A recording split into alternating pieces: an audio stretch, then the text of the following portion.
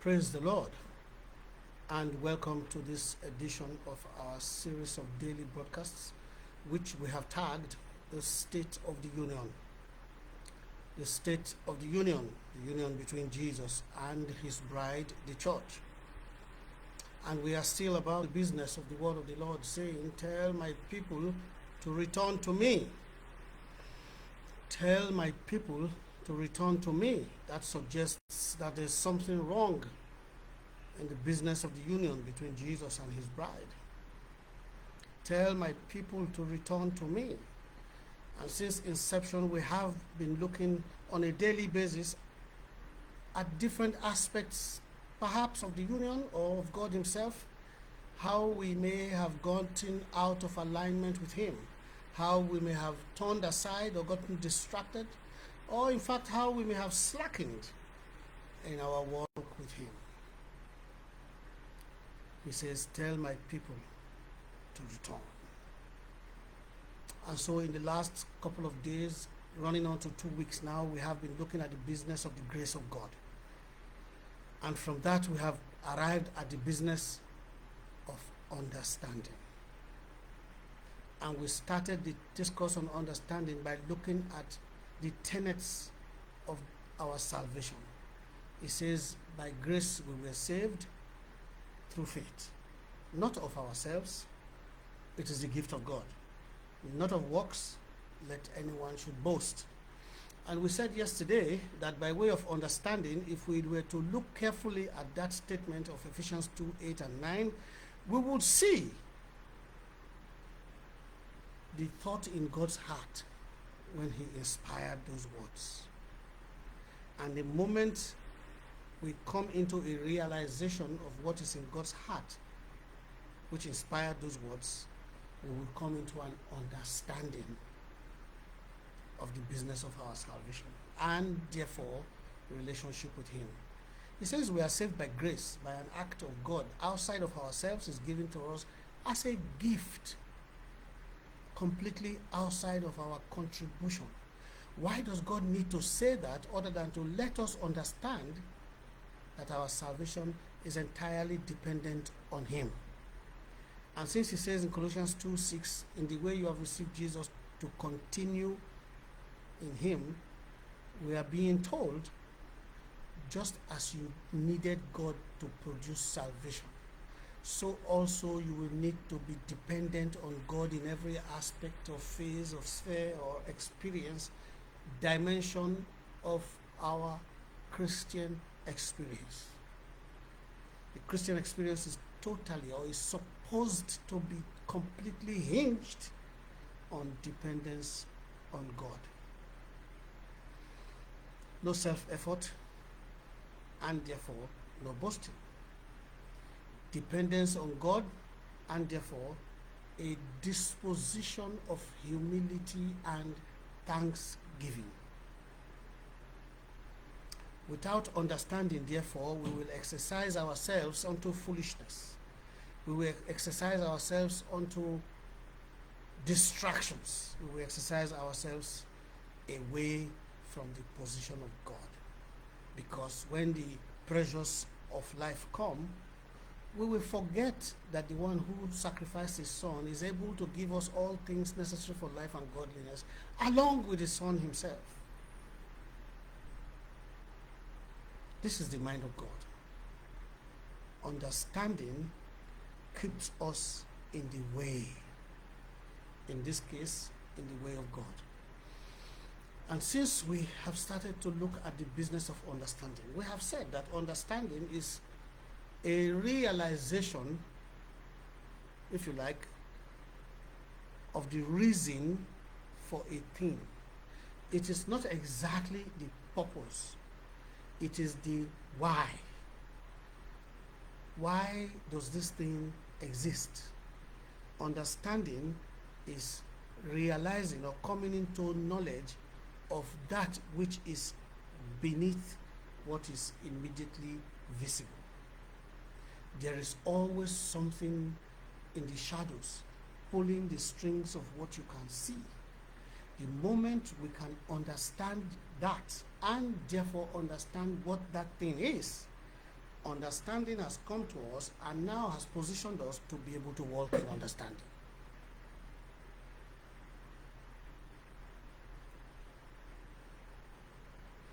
And so the word of the Lord in 1 Corinthians chapter 1 verse 30 says that Jesus has been made wisdom unto us. And so if we must look at understanding, we must understand that understanding is a derivative of wisdom. It is an expression of wisdom. It is one of the channels by which wisdom expresses itself. So there is understanding, there is insight, there is information, there is knowledge, there's prudence, there's discernment, there's discretion. Yet many more. There is even such a thing as self-control.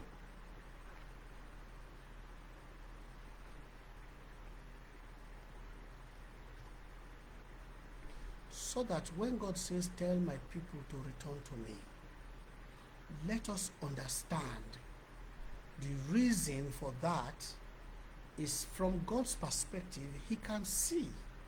Whether or not we can see it is a different matter. He can see that there is something wrong. And until he shows it to you, and for you to see it, you must first return it, at least in your heart. And until he shows it to you, you can't come into a knowledge of it. I'll give a couple of examples so we understand understanding well enough. It is always the reason behind a thing. And once we can grasp a knowledge or insight into that thing, understanding comes our way, at least concerning that thing.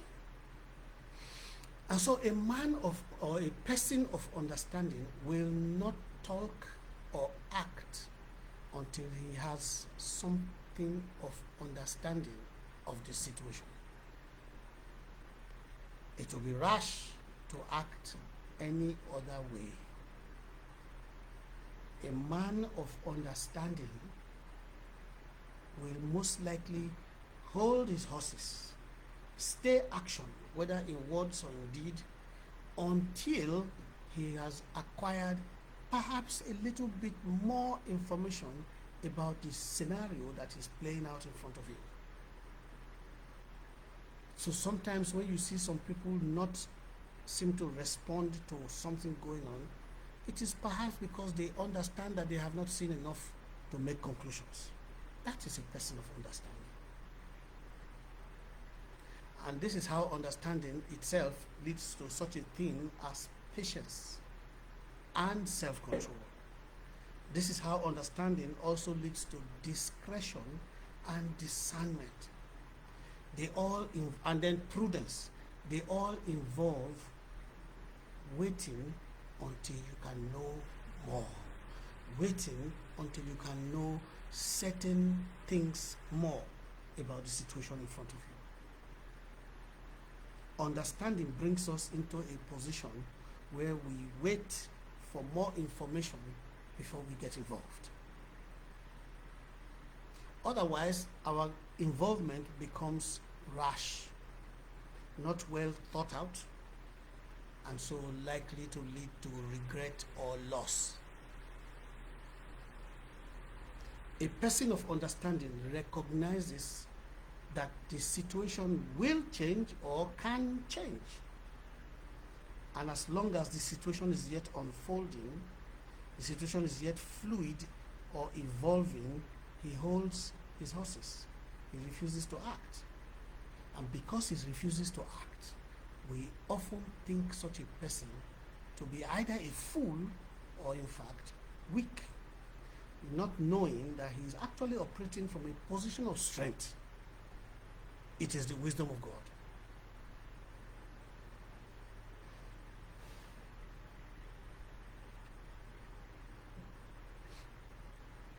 I remember the story of a young girl watching her mother make some meatloaf, as they call it. And she saw that before putting the thing in the pan, her mother would chip off the two ends of what she was producing. And the daughter wondered, Mommy, why do you have to do that before putting it in the pan? And the mother said, that's how I saw my mother do it. So when you see Grandma, ask her. And presently, Grandma came into the scene, and the young girl asked her grandmother. And the grandmother laughed and said, oh, back in the day, my pan was smaller than what I was producing. So I had to chip off the two edges so that it would fit into the size of pan that I had. Today, your mother has a bigger frying pan, so she does not need to chip off the edges. You see, without that piece of understanding, that young girl would probably have continued in the same manner her mother did. Her mother never asked. Now the young girl is asking, and understanding has come to her. This is why I did it. It was to bring the thing to such a size as can fit into the pan. It was not a tradition, it was not a culture, it was just reducing the size so that it could fit into her smaller pan.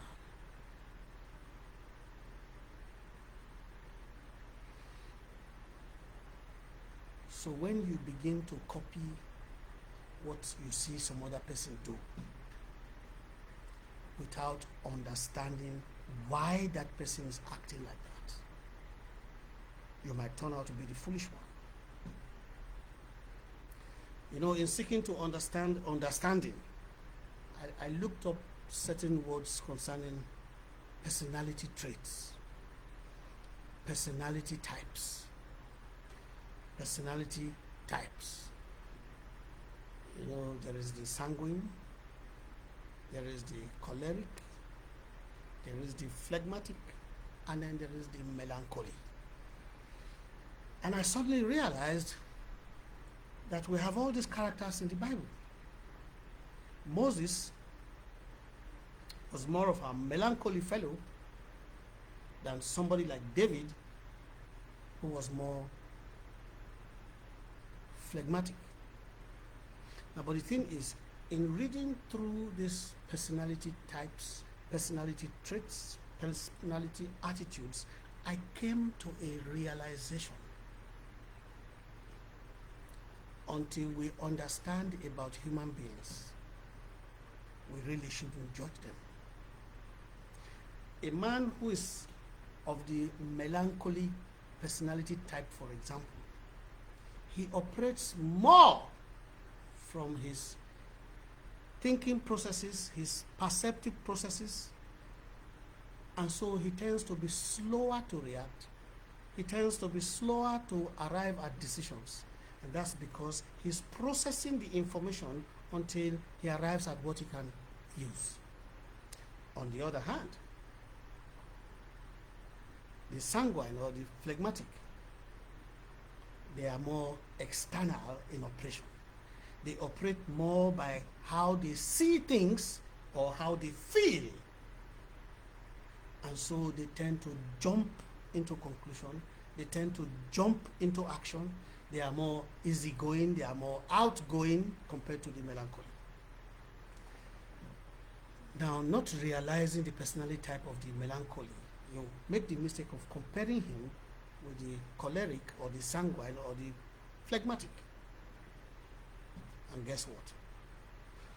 You will judge that person as proud, as standoffish, and things like that, because characteristically he refuses to mix.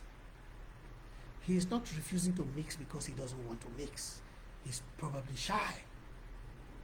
He's probably too conscious of himself. And so he's weighing his options until he arrives at something he's comfortable with before he can come out.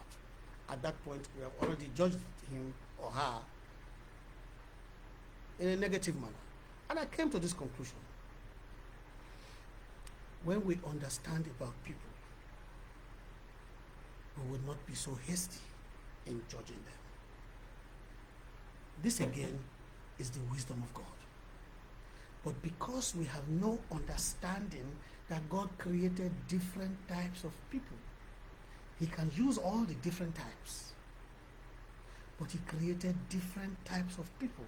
Now, by that simple definition, for example, you can understand that the melancholic type is more likely to be engaged in the prophetic. And the sanguine or the phlegmatic, who are more outgoing, are more likely to be the evangelists. Both of them are serving God, but from different personality dispositions. So God says, tell my people to return to me. A man of understanding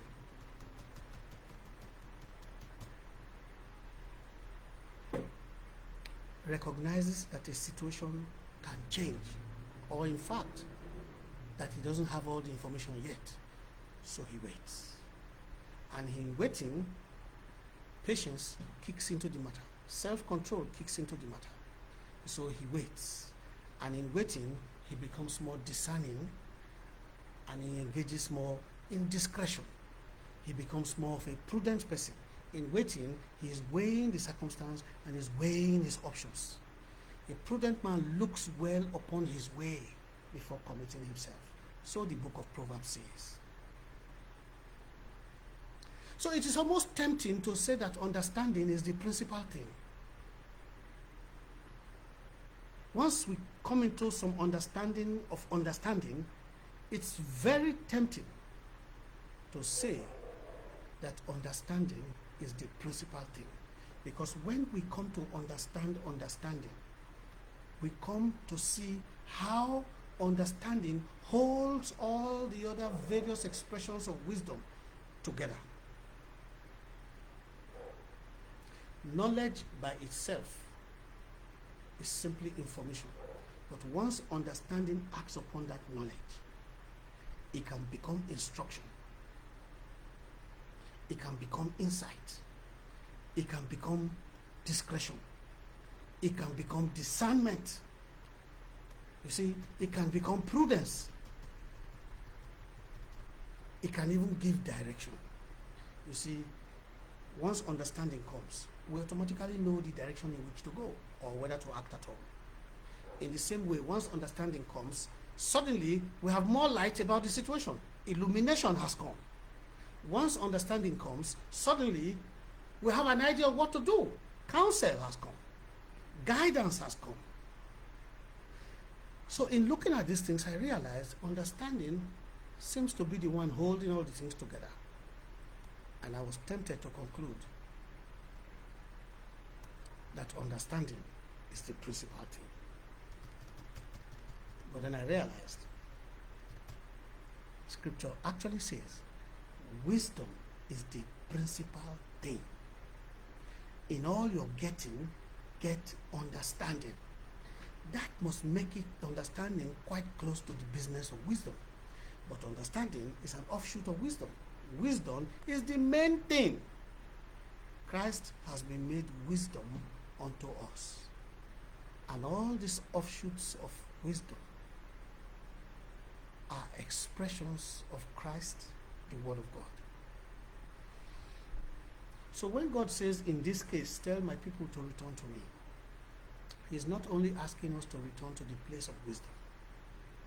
Because when you say wisdom is the ability to use knowledge properly, when you say wisdom is knowing what to do, and you leave it at that, you automatically knock off prudence, discretion, discernment, illumination, understanding, insight, self-control.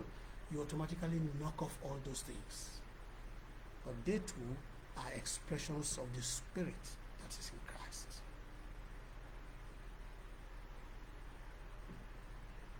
So when understanding comes, we start to walk in understanding. Jesus said, the words that I speak to you, they are spirit and they are life. In other words, when he asked his disciples, are you yet without understanding?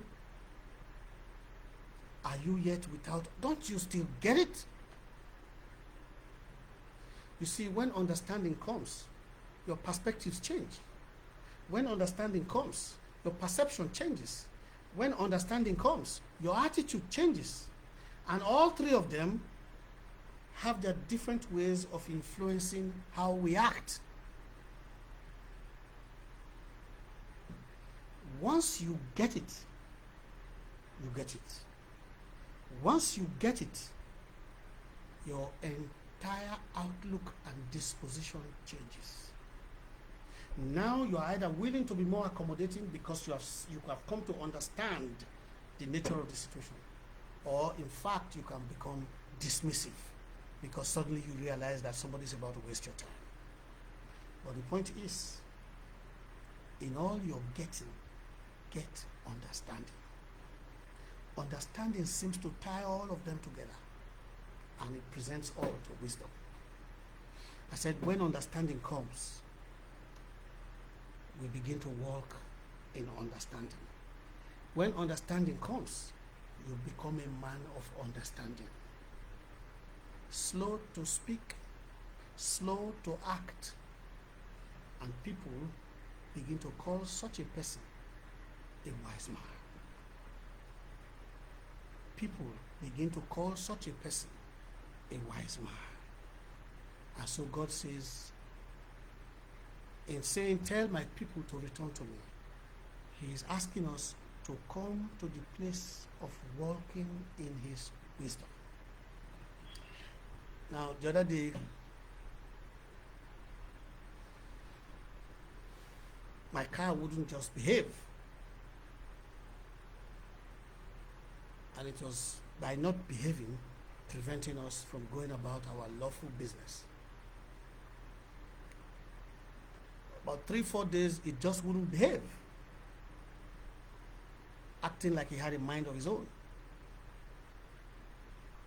So in talking with a friend, I brought up the matter. And my friend says to me, I am hearing something different from what you are saying. I am hearing God say to me that the problem is he wants your attention. And I was rather taken aback. Why would God need to tell anybody that he wants my attention? We talk every day. So I went to the Lord. Lord, what's going on? Why do you need to tell somebody that you are looking for me? And then he brought some understanding my way. That the car was misbehaving was him seeking to get my attention. That now he has my attention because I've come to him because of the car. That in fact, he had been looking for me and I just wouldn't pay attention to him. He would wake me up at 1 a.m. and I would refuse to leave the bed. So he occasioned for that to happen as a way of getting my attention. When understanding comes, your perspectives change. At the time God was saying this to me, I had already sent the car to be fixed. And in a very short while, the car was brought back that, oh, just a tiny fault, and they just adjusted something and it was okay. While I was thinking of I might have to spend as much as 50,000, it turned out to be just $500. Just a thank you to the mechanic for just adjusting a little thing and the car was okay. You see, many of the things which we have to go through would be because of the lack of understanding.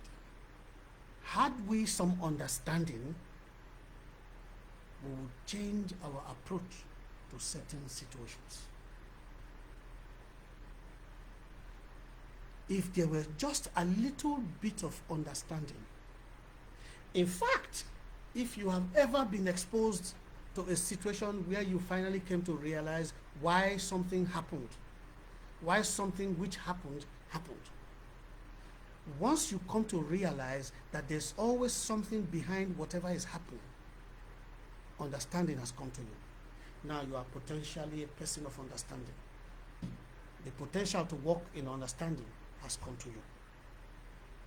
Now you can begin to walk in wisdom, because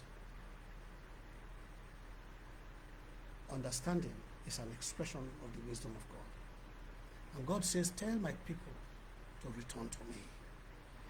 Our time is up, and we must leave it there for today. But we will continue in the business of the wisdom of God tomorrow. In God saying, tell my people to return to me, There are things he wants us to know, to experience, and therefore to enjoy. But to get there, we must first return to him in the spirit of understanding. God bless you. We'll see you again same time tomorrow in the name of Jesus.